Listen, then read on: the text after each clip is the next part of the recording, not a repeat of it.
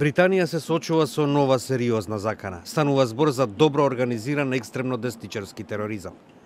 Главниот британски полицаец во борбата против тероризмот, лондонскиот помошни комесар Марк Роули, изјави дека полицијата спречила 4 терористички заговори од страна на екстремистите од десницата во изминатата година.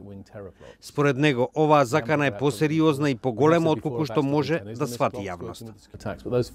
Four really illustrate the sort of challenges that we face.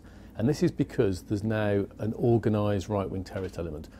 Британија беше главна цел за домашните и странските исламистички милитанти по нападите во 2001 година во Соединетите држави. Роули вели дека до пред 2 години екстремно десничарската активност била ограничена. Of course, we've always had right-wing groups who organise protests and sort of some hate crime and a degree of criminality.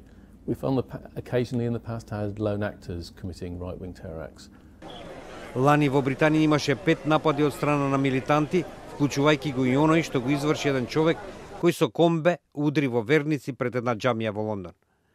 Претходната година осамен неонацист ја уби пратеничката Џо Кокс една недела пред референдумот за излез од Европската унија.